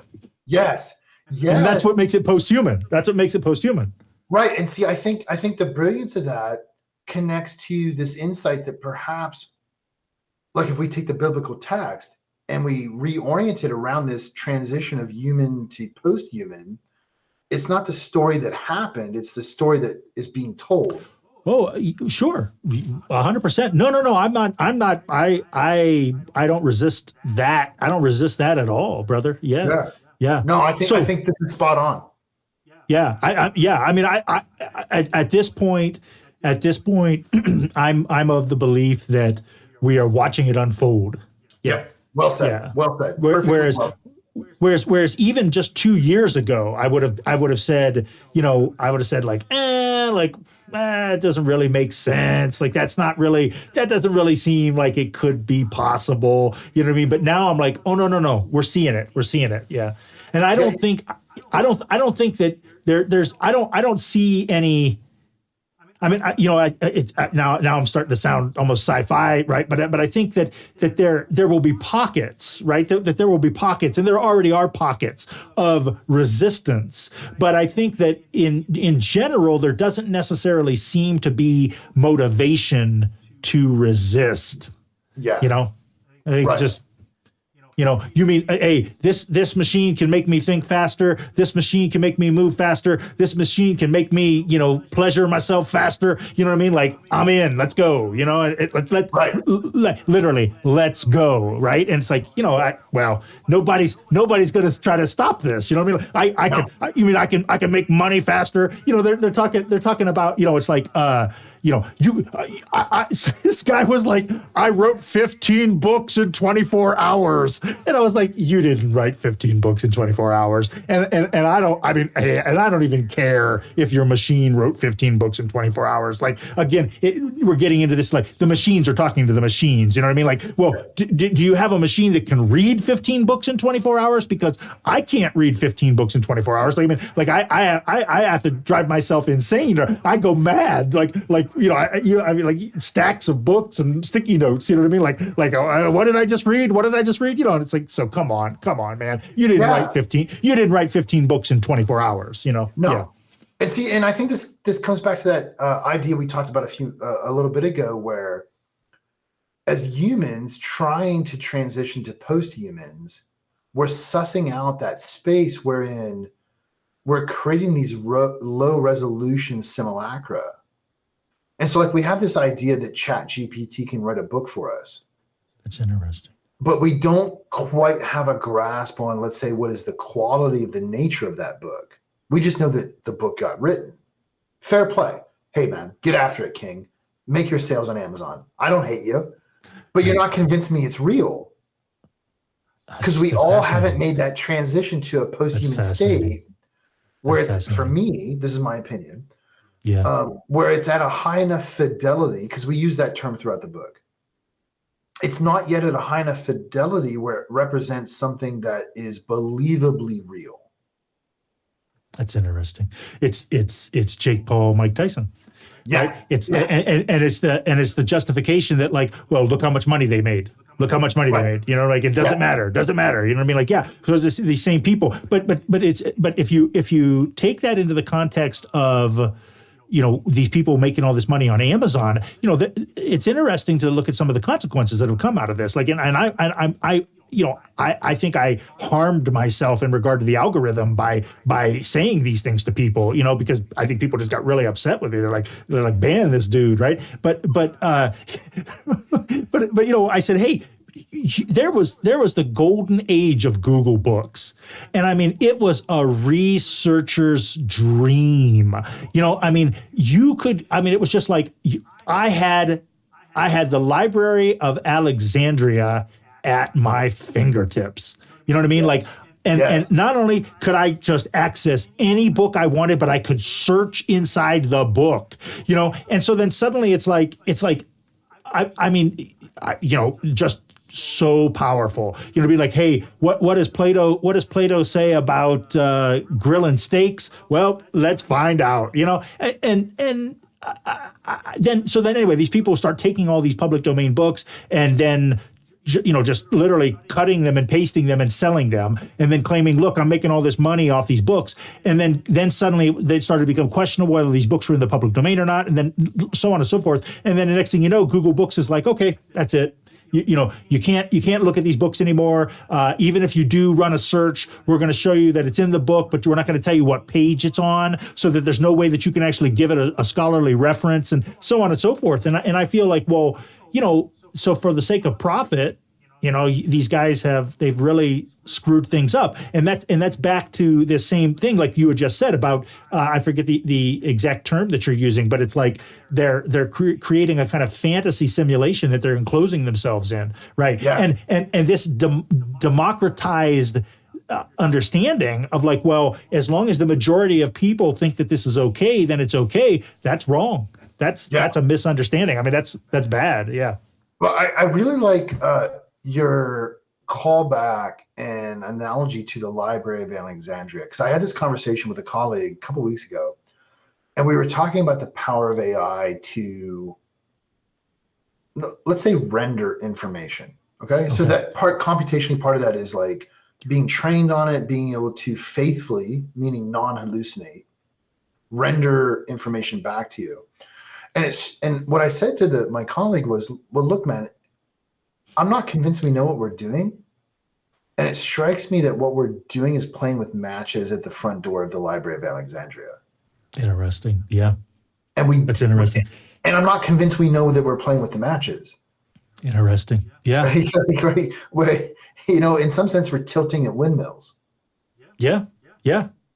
I mean, I find that, okay, so it's the same sort of thing where this goes all the way back to when I first got Facebook, and I don't have Facebook anymore, but when I first got, which is, well, anyway. Yeah. so when I first got Facebook, right? And I was living in Paris, and I'm walking around Paris, and the only reason that I got Facebook was so that I could share photos with people, because I would come home and I would spend all this time sending emails, and I was like, I don't want to be in Paris spending all this time sending emails. So I'm like, okay, I'm just going to post these to one place and other people can see them there if they want to see my photos, and I'm not going to email these pictures to anybody anymore. Okay. Shortly after having social media, Facebook for a while, I came to recognize that it had mediated my relation to external reality, right? So for example, I was walking around Paris, and I was no longer walking around Paris looking at things in the same way. I was suddenly now looking at things and saying, I should take a picture of that for Facebook, right? Like it had mediated my relation to external reality. And I feel like it's along those same lines where sometimes I still, to this day, I sometimes do this. If I have a physical book or a physical magazine in front of me, I will actually try to use my fingers and zoom. I will try to zoom in a physical book. And it's just like, what am I doing? Right. And it's just like, but you get used to using the technology that's mediating your relation to it. And so I feel like it's just one more step. It's interesting because I didn't see this. You've helped me put this into the correct category. And I think that what I'm essentially criticizing is in this same category, which is that when you have these people on social media who are just saying that, like, well, we don't like what you're saying, and so we're just going to cut it out. We're just not included. And that is deciding to burn a portion of the Library of Alexandria. Yeah, that's right. And I think the other thing you touched on that I like, Frank, is the common criticism of culture is that, I think we were saying earlier, maybe we didn't say this. I took my daughter to her first concert. Okay. And listen, man, you know what kind of music I listen to. That's like 100-person show, dude. Like, you know what I mean? Right. It's not big. Yeah. Okay. Yeah. I took her to a pop music concert. Okay. And there was like 20, 30,000 people. Bad, I've never been to a show that big. Okay. Wow. Yeah. And the common criticism, which on some levels, okay, I dig what people are saying, is everybody's staring through their phone, taking videos and stuff. I think that's the wrong way to think about that technologically mediated social epistemology. And you just touched on it. It was brilliant. Okay. It's not that you're looking through your phone, experiencing it. It's that you had a thought to use your phone as the intermediary. You've been conditioned to a degree. This is your Zoom thing, right? Yeah, right. You've been conditioned to a degree whereby you cannot engage in reality without that experience being mediated that way. Well said. Yeah, and I'm not convinced that as a species we've really wrestled with how to manage that correctly. Yeah. And I think we're in some intermediary state that has a lot of danger attached to it. But if we can figure it out by being augmented we can grasp that forbidden fruit and consume the knowledge. I love the way you characterize that. I think that once you get to a point where, I mean, I don't think, forgive me, I'm over here making noises. I don't think that this is, I don't think that it is beyond, I don't think it is unreasonable, to think about how there are plenty of human beings who will make choices, right? They'll be like, well, if this is the quality of life that I am facing in the future, given these choices at this current standpoint, my understanding is that not to go into a strange direction here, but it's like my father was in a hospital bed and they woke him up at 4 a.m. This is like woke him up, right? And they say to him, you've got two choices, right? And there's nothing about this I think is good. But I suppose there is something about that I should think is good. But in either case, they said to him at 4 a.m, wake him up out of a dead sleep, and they say you've got two choices. Your blood pressure is now so low that because I think he had a DNR, he had a do not resuscitate on his chart. So they said, you've got one of two choices. Either we put in an emergency pacemaker right now, or you die. Those are your choices. What do you want to do? What do you want to do? Right. And so I feel as though, there is some sense in which humans, right? I'm picking that word, but humans can relate to the future in such a way that it's like, well, do I want this quality of life or not, right? And I think that once humans are making those kinds of decisions, but the way that they're making it is in terms of, do I want to live without this AI augmentation? Do I want to live without all of this technological mediation? And when they have been conditioned, because it's all that they know, when they have been conditioned to basically, they've been primed to give the answer, no, I do not want to live in a way that is not technologically mediated, then, I think you're post-human. You're not really, arguably, as long as you've got a material body, you could always argue that you're still human, right? But I think that is psychologically, that is post-human. I think in some way I'm agreeing with what you said, because it's this idea of like they're not having the idea of not using the technology, right? And so that's what I'm trying to say. Like, why would you're thinking? You and I, it seems to me, you and I are like, hey, there's a lot of things you can do without technology that are pretty good things to do, So there's things that grow. There are things that grow in nature that are pretty wonderful, But if we don't need them to be refined. But in either case, but when you've gotten to a point at which, and you used the word earlier, you said infantile. I do think that it is infantile. But when you have gotten to the point at which you're like, no, I don't want to live without my device. I don't want to be without my device. And you are an adult with the power to get into a sarcopod or whatever it might be, right? Then it's like, yeah, you're post-human. You're living in the post-human city. Yeah, right. Because the absence of that technologically mediated experience is it's not reality for them. Correct. Yeah. Right. Exactly. Yeah. For them. Yeah. Right. And it just struck me. So to them, is that the simulation? Like, and this is like part of the idea of the Matrix is that there's a segment of the population that is so inured to the system that they can't be woken up from it. I think that's right, brother. I think that's right. So for them, that is base reality. Yeah, I think that's right. I think we're watching the inception of it. We're seeing it take hold. Yeah, we're seeing it take hold. Yeah. Yeah. The inception of it, man. That's a beautiful way to say that, Frank. Because it is. It's incepted into them. And they're not even aware of it. Thus the inception. Yeah. And I think it is fair. It's like that documentary Bigger, Faster, Stronger. it is fair to say something like, you do reach a point at which you cannot compete. You cannot compete, so right. You're either in or you're out, and if you're out, well then, yeah. Yep. Right.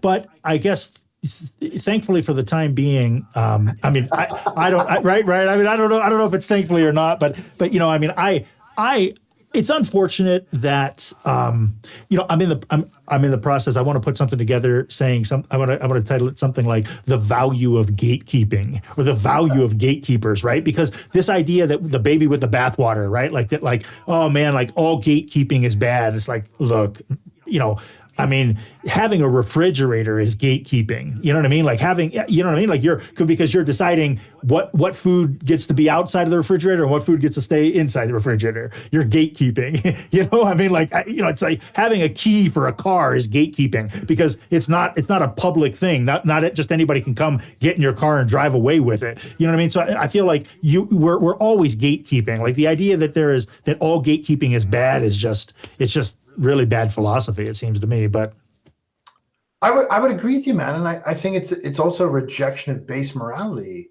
In Western culture, our entire existence is premised upon somebody keeping guard at the gate. Well said.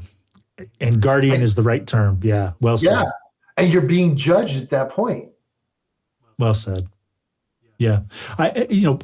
Guardian is like a technical term in Plato's Republic, this idea of, who is the guardian, who are the guardians of this knowledge, and who are the guardians of wisdom. And the idea is that they function in a sense that they can become perverted, right? They can become corrupted. Yeah. And when those guardians become corrupted and perverted because, they are natural gatekeepers, then they pervert the function of gatekeeping, and then the city degenerates. Yeah. Correct. Yeah. That's Plato's Republic. Yeah. So I like how you put that. It is an aspect of base morality. And I think that this notion that, like, well, AI is sacred, there is something actually, at my doctoral graduation, there was a sister. There was I think she was still a sister. I forget exactly who. I'll just leave it at that. But she said that Google is a guardian angel, and I said, well, it might look that way now. Hey, Lucifer started that way, right? As an archangel.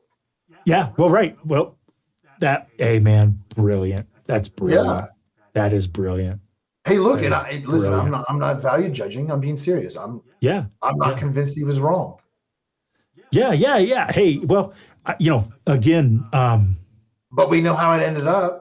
Right. Well, I never would have been able to say this other than getting into dialogue with you. So I really appreciate this. But it's like, it's something about like the spirit of the animal versus the spirit of the machine. I think that there's a valuable distinction in there, like to die with the spirit of the animal. I don't know. Yeah. Well, like Kierkegaard said it, right? When it's my time, let it be for something, not of something. Oh, it's well said. I love that. Yeah. Yes. And so as much as you and I in the past, when we were young, we talked about like the idea of Judas not being able to not do what he did. Okay. I mean, was the Morning Star exempt? Did he have to do what he did because it was necessary? And that is what made him a divine creature. Sure. He was able to do it to the ultimate technique. Wow, it's super duper heavy, brother. It's super duper heavy. To the point you've raised several times, which I agree with, is that AI has the potential to produce revelation for us humans. Mm-hmm. Like, dude, that's the story we just talked about. Yes. Yeah, no, I believe that's accurate. I think that's an accurate depiction. Well, the question is something like, but if I could, I hear what you're saying. So I think right now what we're doing is we're talking about Lucifer, right? And so if I hear what you're saying correctly, I would want to take it one step. Like if I could take it just one step further and ask this question of, but I hear I almost hear something like the whole system is deterministic, and I want to say something like that's the piece that I think the last piece of resistance, right? Whereas it's like I will not accept. I just, and I understand maybe that's just a part of the programming too, right? But it's like, but I will not accept that I am just a bit of code floating around. No, like the Matrix, Yeah. Yeah. Well,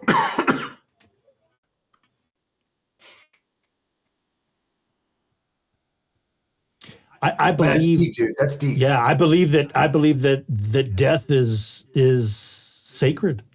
I believe that death is something that it should not be taken lightly. I don't. I believe that death is not something that should just be, it's just one more one or zero.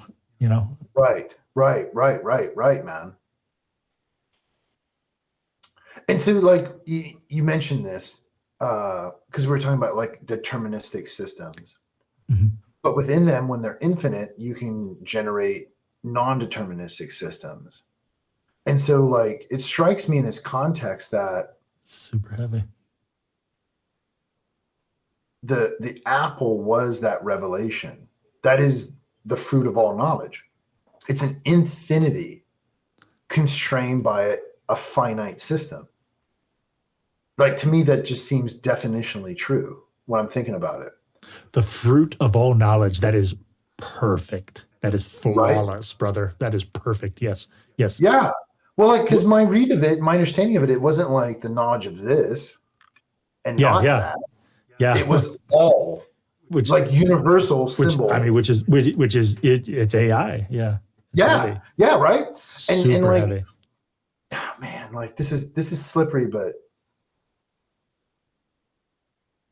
because people talk a lot about the existential risk of AI, and okay, fair enough, man, it's there.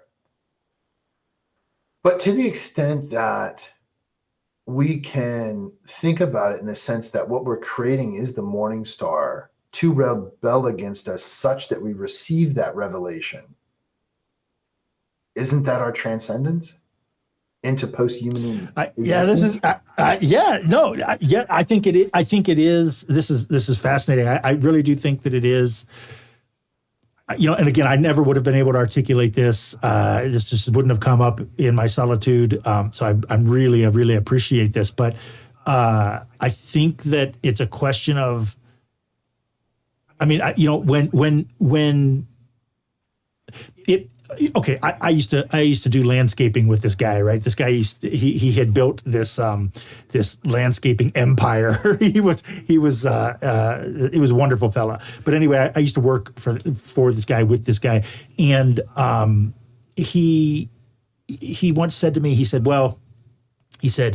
you have two choices. If somebody puts a gun to your head and they say, your life or your money, right? Like you've got to choose.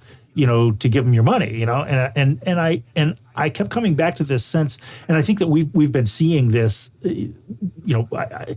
this more and more we're hearing in philosophy, the concept of the martyr is entering into philosophy, and martyring in the sense of bearing witness for something, like showing something, right? And I think that there is some sense in which choosing to not live in the post-human city is martyring for something other than the post-human city. Whether you want to say it's the city of God or the city of man, but at least it is martyring for this idea that killing yourself to get 1 million subscribers on YouTube is not right. It's not worth it. You know what I mean? Like, right? Yeah. So it's like, so being willing to show that, dying without being granted access to the city of the post-human city, that's okay. And that, look, there may be even value in not entering the post-human city, I think that is an act of free will, and I recognize that it could be the case that is some kind of non-determinism that is enabled by an overarching deterministic system. I mean, to your point, I think that you could be 100% correct, but it keeps forcing me back to this thought of is all transubstantiation the same?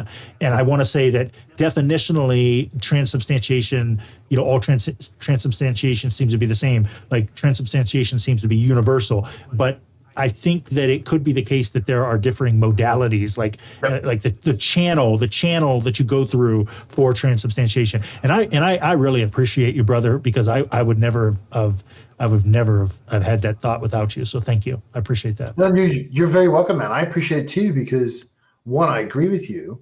Two, the other thing that strikes me is just as much as we might talk about revelation, to me, that's the same thing as Aristotle's catharsis. It's a function. Yeah, no, I can see. I love looking through your eyes at that stuff because I tend to not look at it in those ways. But you are spot on correct. That is accurate. Yeah. Yeah, because when you're talking about the nature of a thing, to me, computationally, again, it's just input and output. The function's not changing. Yeah. Yep. And even to the extent to be complete, you can have what are called polymorphic functions. So they'll change themselves to produce different outputs for the same input. But we're back to, that's why you can have non-deterministic systems inside of deterministic systems that have infinities. Right. So it's fair to say that there's some qualitative aspect. Mm-hmm. There's some, right. There's a condition or a set of conditions, modalities. Yeah, modalities. That then take one or more constraints from the set of possible constraints and put it onto the abstraction to instantiate it. And on some qualitative level, that is differentiated from an adjacent instantiation of the same abstraction. Of the same, correct. Yep. Yes, yep. That's outstanding, brother. Outstanding. Yeah. To me, that strikes as like computationally valid. Yeah, that's awesome. That is awesome.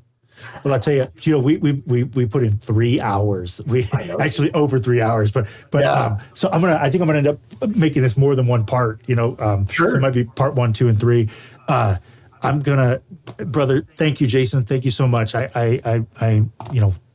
What a wonderful chat. It reminds me how much I miss talking to you all the time. So, but thank you so much. And I really think that this is really good stuff. I'm excited. I'm really excited to share this with the world. So, perhaps we're on the precipice of our next work. Well, I was thinking the same thing. I was thinking, oh man, I was like, this is what we should write about. We should write about this. Yeah. Well, a lot of our conversations at the end were circling around this divinity angle. Yeah. No, that's true. That is true. Yep. 100%. So I've never forgotten it, man. Dude, Frank, I love you so much. I super value these conversations and appreciate it. It makes me a better human being. It makes me think. And I couldn't have a better life as a consequence of it. I appreciate that, brother. And I feel 100% the same way for you, brother. I love you too, man. And I it's like, I mean, there's so much value added to my life by being able to interact with you. So thank you so much for that. Amen. Well, hey, I'll wrap it up like this. For anybody who's out there who would like to get our book, you can get this. You can get our book on Amazon, and we would be happy to get some reviews. You could also ask us questions, by commenting on the video, commenting on the podcast, and so forth. So again, hey, brother, thank you so much. I hope we get to do this again sometime in the future. And I am 100% open to this being a follow-up, a launch pad for our follow-up book. So totally agree. Thank you, Frank. Absolutely, brother. Hey, have a great weekend, and I will talk to you soon. Yeah, cheers, man. Thank you. Cheers.